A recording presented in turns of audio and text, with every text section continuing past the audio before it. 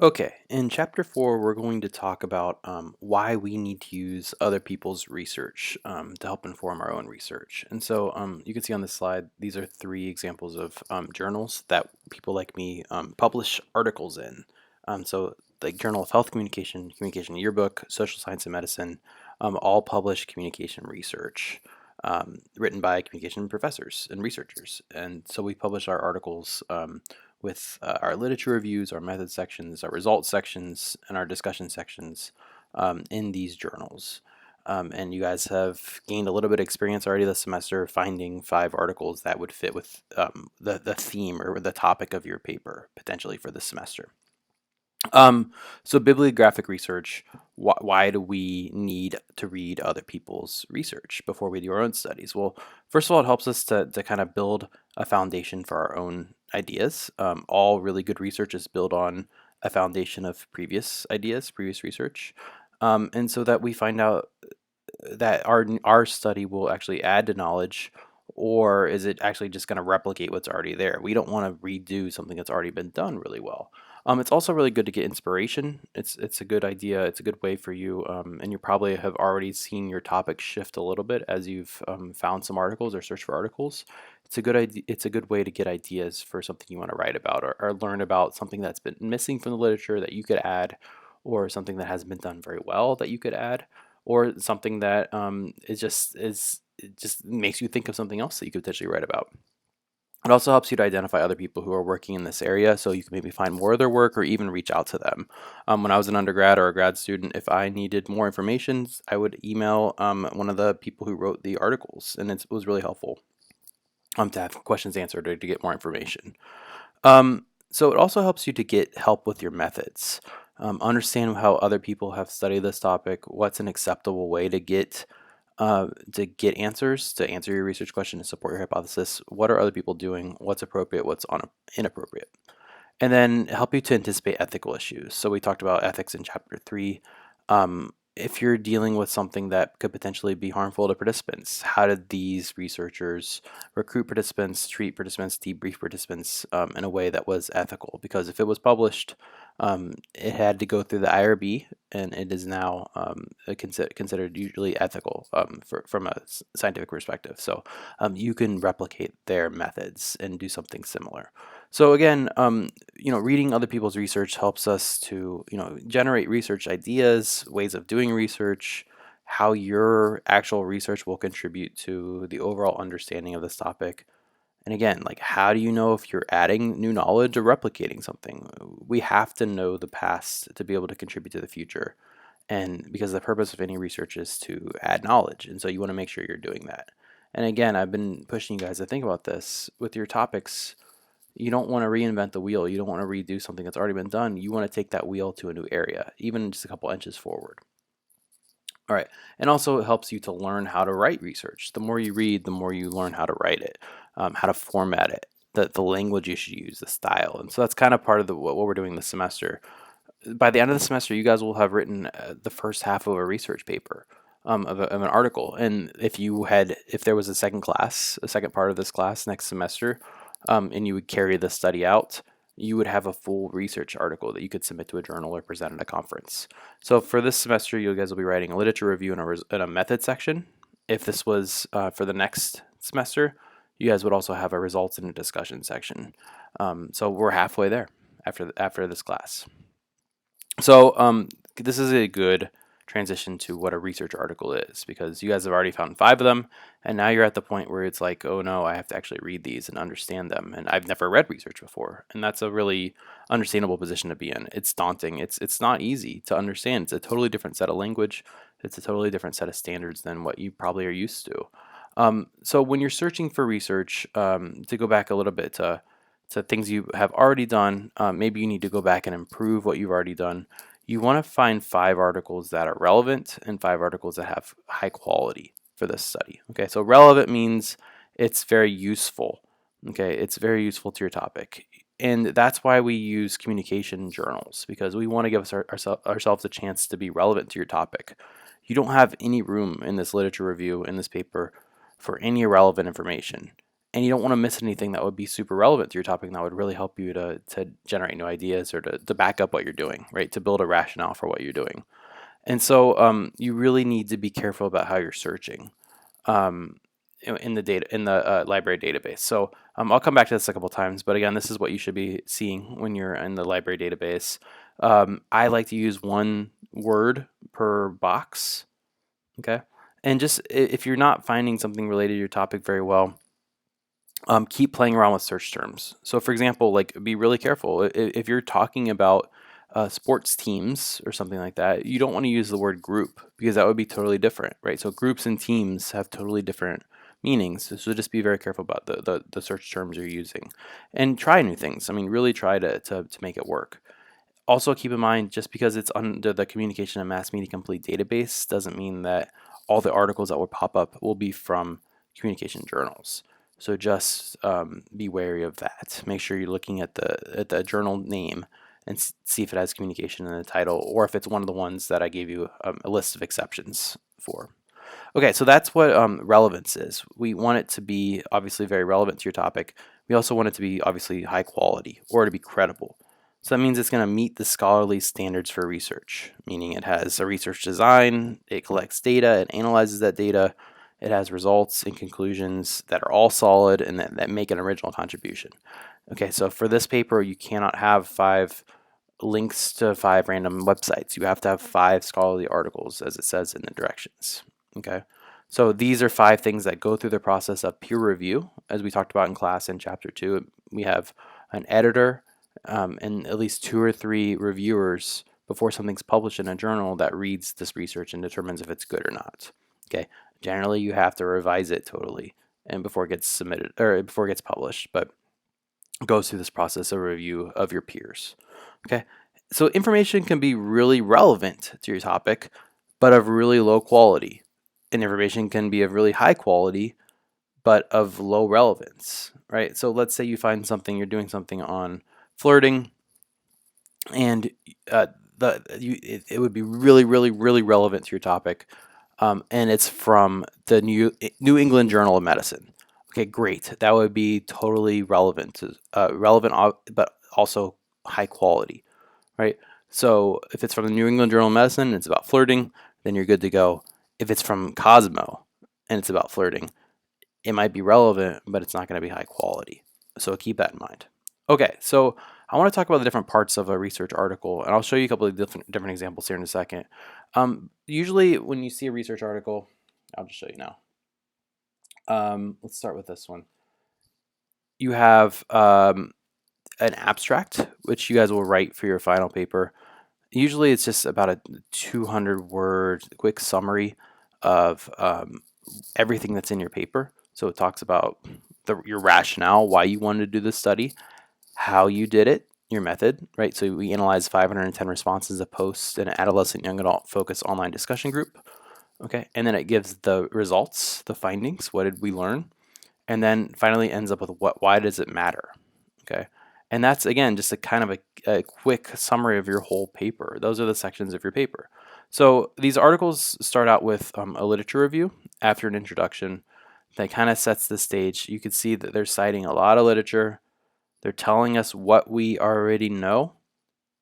And also by telling us what we already know, you can learn what we don't know. And so they're also making an argument for the existence of their own study as they're reviewing what we already know, right? So it takes a lot of skill to write a literature review. It's an acquired skill. It's something you have to work on. But basically the goal here is just to talk about what's already been learned while also talking about what we don't know and setting your own study up to fill that gap. Okay, so this is a long literature review. Usually literature reviews culminate in research questions or hypotheses, or in some cases both.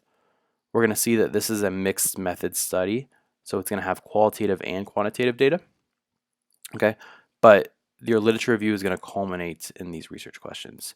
By the end of your next major assignment, you will have one research question and one hypothesis and a rationale for both of those. Okay. All right. So next up, we have the method section. So if the literature review tells us what do we know, the research questions in a research hypothesis is what did we ask or what are we posing for this study. The method section is what did we do, okay, and basically why. Why did we do it? So what did we do? Why did we do it? Let me pull this back up. Okay, method section. What do we do? Why do we do it? Generally, a method section is divided up into your participants or your sample, how you collected the data, or like what was your procedure, and then how did you analyze that data. Okay, this makes more sense as you see and as we go forward this semester. Okay, then after the method section, we have a results section, which tells us what we found. Okay, what did we learn? What do we find? So results or findings. Okay, and you can see here, there's some quantitative data, and there's qualitative data where we have someone's response to a question. We're actually including a participant's own words. Okay, so again, the findings section is going to tell us what we know or what we learned from the study. All right, this is a long article. And it's okay to read these and not understand everything.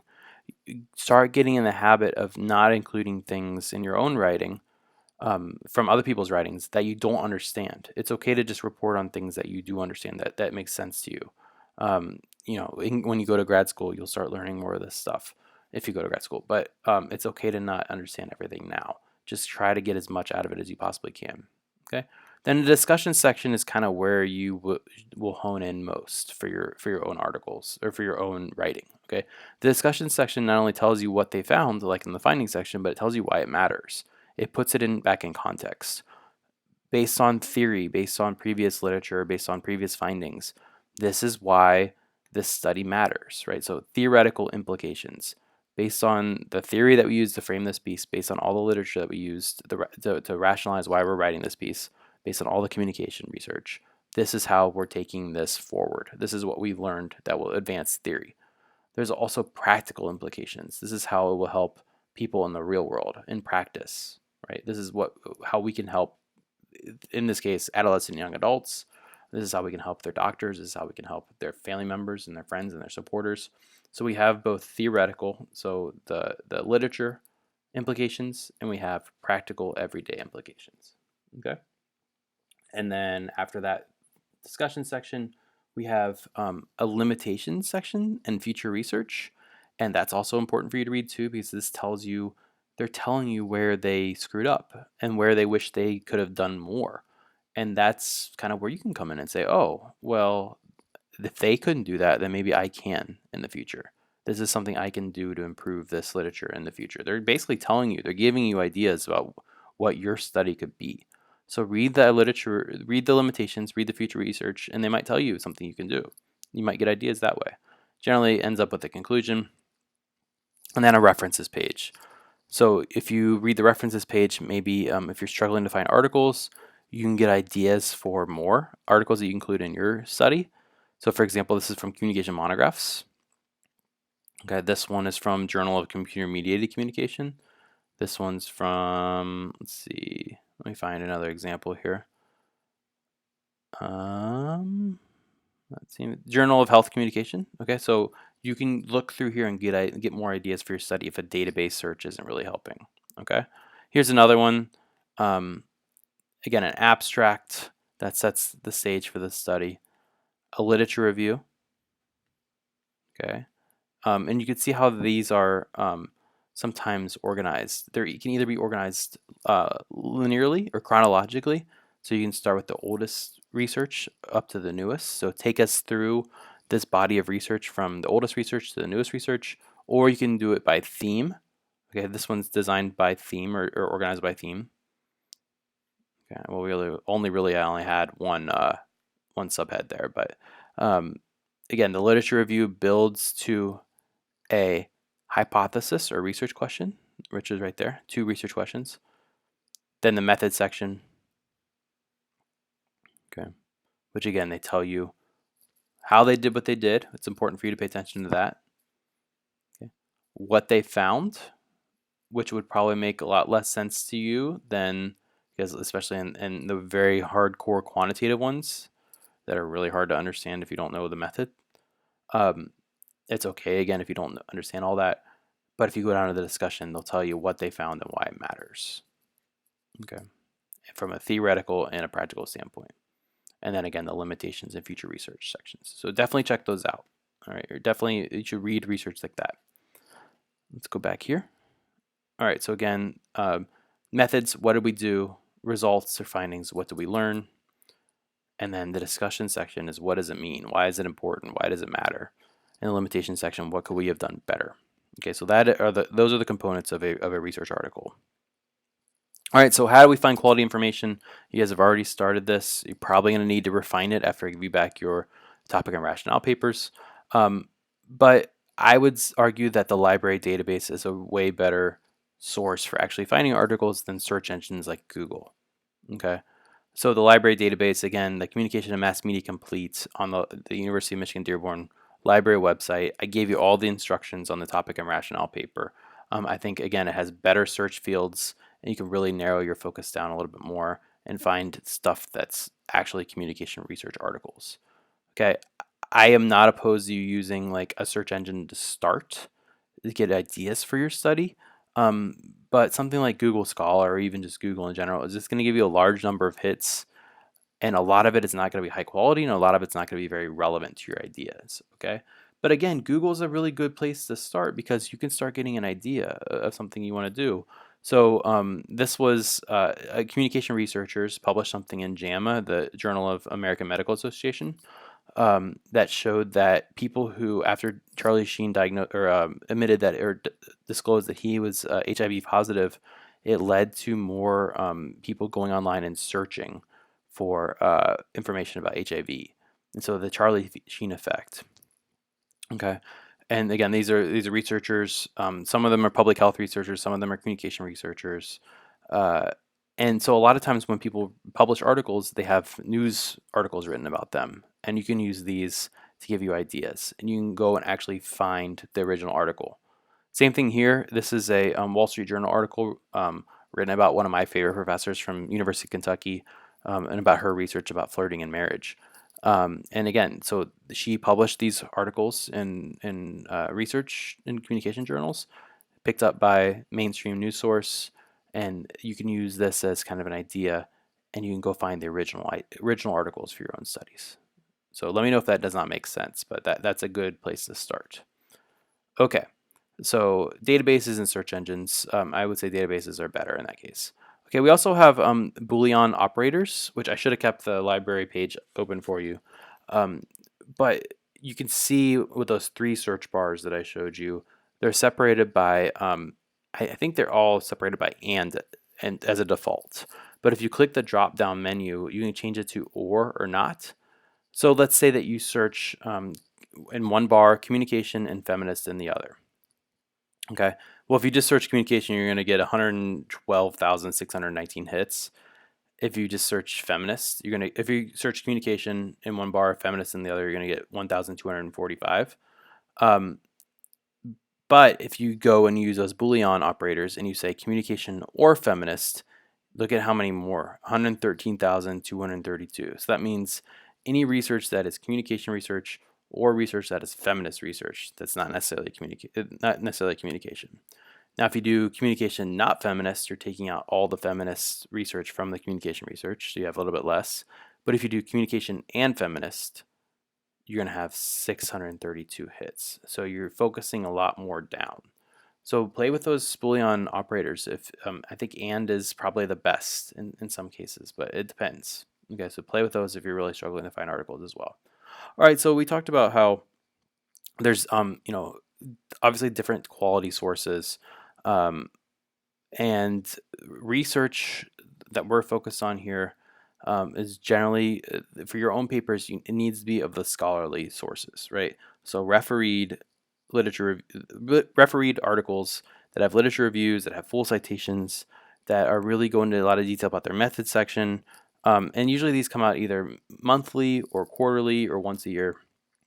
There's also Popular, which we looked at a couple examples from the Wall Street Journal and from CNN with the Charlie Sheen piece. It's news media.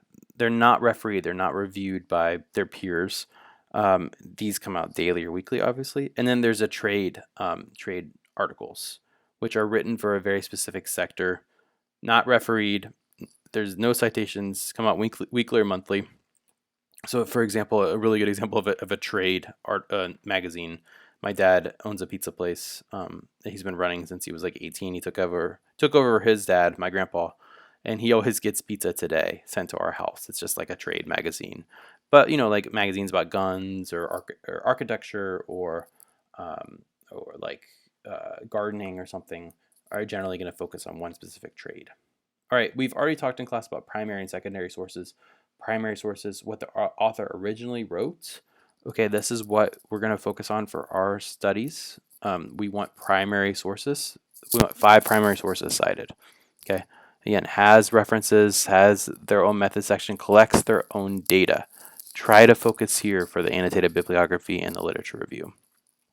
Secondary sources, we don't want to cite people that are citing secondary sources. Okay, so we want to only cite things from that original primary source, because secondary sources are just how somebody else interpreted the author, right? They could be completely wrong in their interpretation. So you need to go and find that primary source if you want to cite it. Okay, because secondary sources are also going to lack the original detail of that primary source. It's a really good way to get started. One good thing you can do is if you can find another published literature review or a meta-analysis of the topic that you want to talk about, they're going to have cited a bunch of articles that you can use for your own study. Okay, but you have to go find their own you have to find those 5 articles yourself. Okay. All right, so this is what you should do. Once you find articles, find 5 articles. Again, hopefully the ones that you've cited in your topic and rational paper, you have the PDF saved. And what I want us to do when we start thinking about the annotated bibliography is to think about these articles in terms of 3 steps. We want to summarize what's in them, so the purpose of the study. And again, this is like 1 sentence for each of these. You only need like 4 sentences here. So just to remember what a study is, so it can help your writing when it comes time to writing literature review. So summarizing the purpose of the study in like 1 sentence, who the participants are, what method they used in like 1 sentence, what they found, and then why does it matter? Okay, and that's where I really want you to focus on. What was found and why does it matter? That's really going to help your writing.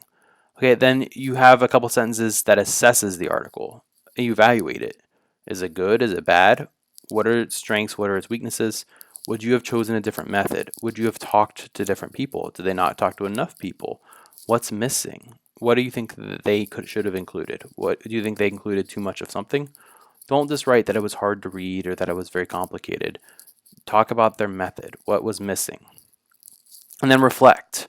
What's so unique about the study? How does it relate to the other things you found? How could you use it? What specific things can you pull from this article?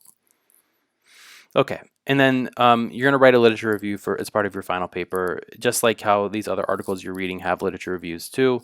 Basically, it pulls together all the research you read into a rationale for your study that talks about, it moves from this is what we know, and you're eventually setting up a rationale for your own study by also talking about this is what we don't know that my study is going to fulfill, going to help contribute to.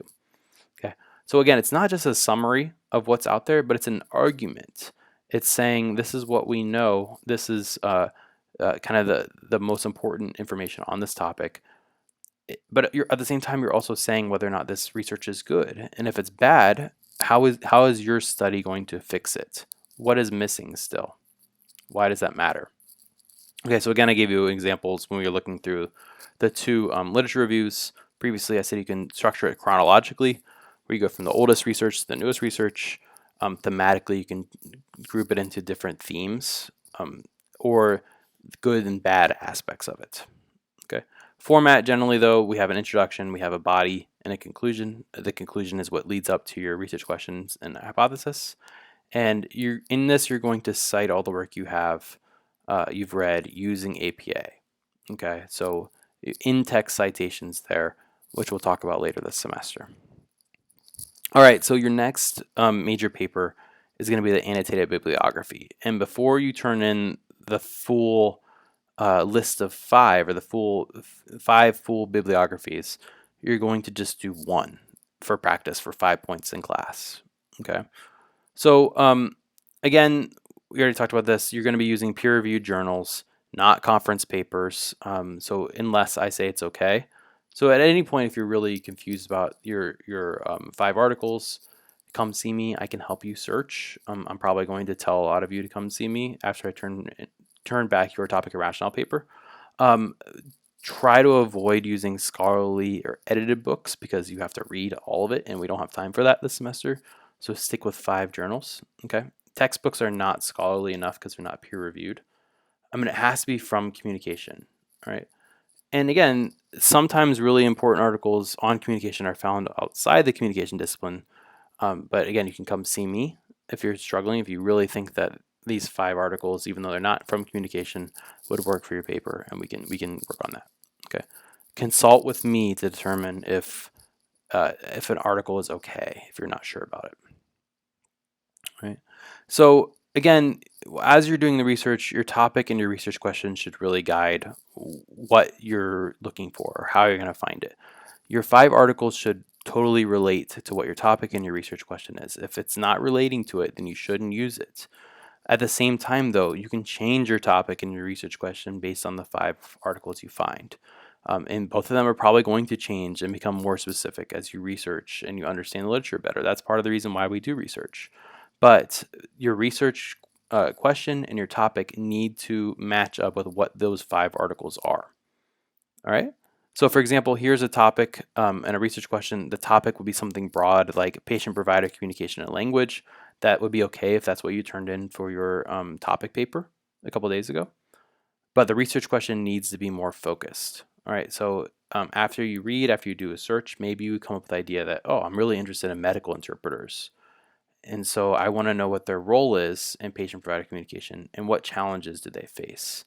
And again, you might not have gotten there if you hadn't done a literature search, if you hadn't found 5 articles. But again, the patient-provider communication and language is too broad of a topic. You need to focus it down a little bit. All right. So again, what goes along with this is to avoid using sources just because they kind of fit your topic. You need to be very specific. You don't have room for anything that's not relevant. Okay. Again, you play with your search terms, keep track of everything. So if you think you might use it, just save it anyway. Again, save the PDF. Don't just save it electronically to a folder on the library website because a lot of times those go away when you log out. But if you're having trouble, come see me, come email me, or come to my office. I'll work with you. I'll help you tone your topic down a little bit or help you find articles, give you ideas for search terms and stuff. So once you do find 5 really good articles, what are you supposed to do with them? It should not be like this. You should not feel overwhelmed. I heard a couple students in the hallway the other day saying they had to write a literature review with 20 to 25 sources. And so you should feel very lucky that for our literature review, you only need to have 5. And so even though you might feel overwhelmed, we can do things to keep you from feeling that way. All right. So again, annotated bibliography is your next step. This is going to help you write that literature review because it's literally just helps you read research articles and helps you focus in a little bit about what's important. So annotated bibliography includes a summary and evaluation of each of the sources you find. We do them because they're a good first step in writing a research paper of any type. It helps you get a lay of the land for what's going on. It helps you see what the most important issues are, what researchers are interested in, where this topic has been, and where it's going, and that's your job. So it helps to summarize what's been found, but it's also pushing you to think about what hasn't been done well. Okay. So for this, it's going to help you get started on your final paper in here. All right, so here's how you put one together. And also on Canvas, I have a very detailed kind of write-up on how to do these. Okay, so this is for the larger project where you do 5 of them.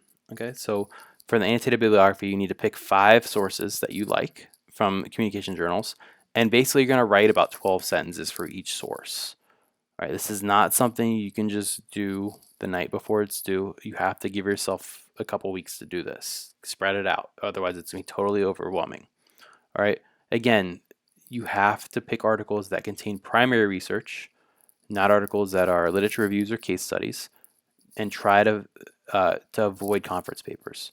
And remember to really see me if you're struggling. Okay. So what I would do as you're reading these articles, read the whole thing. Okay. But it makes the most sense with your write up, your summary, assessment, and reflection to write things that are from the article's method section, the results section, the discussion section, and conclusion section. Again, it's really important to read their literature review just to get a lay of the land, but you should only report on the things that they are originally contributing, right? What is their original contribution? Focus on the primary research part of it. All right, so the first thing you do is you're going to list your source in APA format. All right, so I gave you a couple different examples. There's the grading sheet, which you should read in depth too. But I gave you a student example, all right? But let's take a look at what this should look like. Okay, so first you're going to list the reference in APA, just like that, all right? And then you're going to start by summarizing the article in your own words. This should be about 6 sentences. So about half of this annotated bibliography should be a summary. Okay, and it's going to provide a clear and concise but comprehensive overview of what the article discusses. Okay, so very quickly, no more than 2 sentences, tell me what the purpose or point of the article was. Did they use any theories? What was their sample? What method did they use? Okay, so really briefly, the most important thing you need to do is to talk about what the article found and why it matters what the article found. So if someone asked what this article found or what it was about, what would you say? So about 3 to 4 sentences need to focus on the findings. I write that a lot on everybody's annotated bibliographies every semester, is focus on the findings. What did the article find? Why does it matter? Okay. And really work here to summarize and paraphrase in your own words. Again, don't write about stuff you don't understand. You don't have to do that. I can tell pretty easily if it's in your words or if it's in the researcher's words. So try not to include a lot of jargon or technical terms. It shouldn't sound like it's taken directly from the article without putting into your own words. Write it like you would write to a friend. Okay. So that's the summary. About 6 sentences. About 3 to 4 of those sentences need to be about the findings. All right. You're just summarizing what the article found and why it matters. All right, next you're going to assess the strengths and limitations. About 2 or 3 sentences, why is this source reliable? All right, so talk about whether the article is high quality or not, whether it's good or bad. Why are the methods good? Why is what it studied good?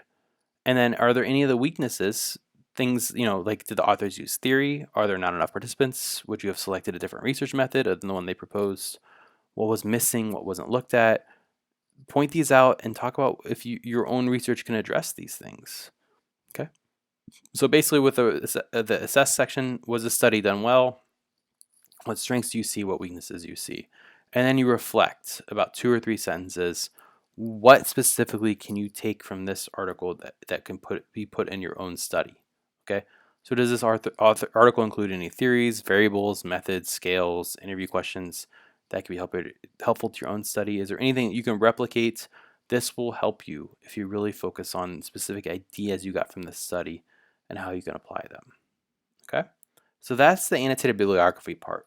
In a couple weeks, you're just going to turn in a rough draft essentially of one annotated bibliography from one article. Okay, so for your final annotated bibliography, for the one that has 5 entries, you need to also include a research question and a hypothesis for the studies that you're proposing later this semester.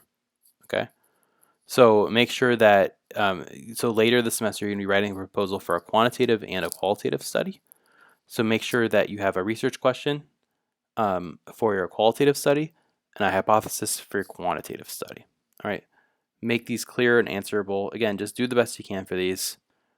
Your research hypothesis should include one independent variable and one dependent variable. We'll talk about what that means soon.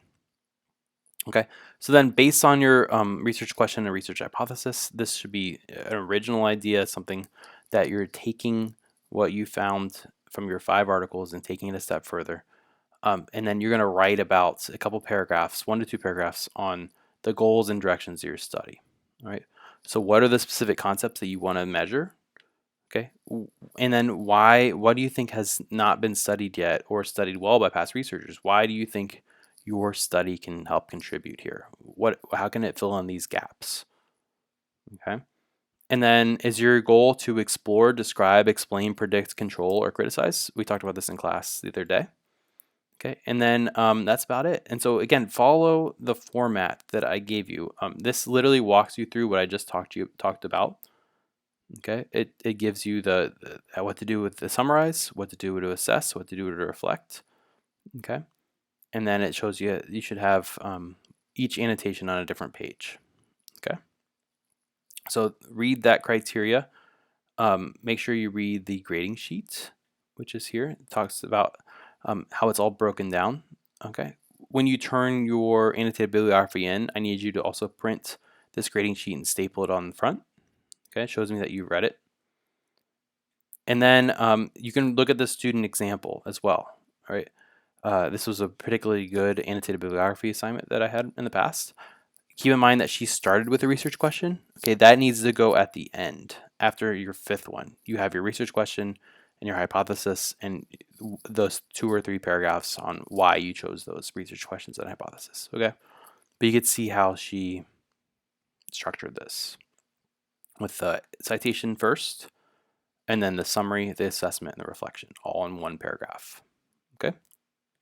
Again, if any of this is really overwhelming, you got to come see me. You got to talk to me. I can't know if you're struggling until you tell me, until you let me know. All right. So again, first list your source in APA format, just like you would in a reference list.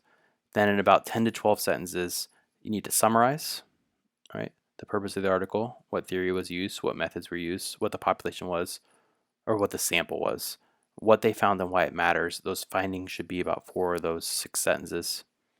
Assess in about 2 sentences. Evaluate the article. Was it done well?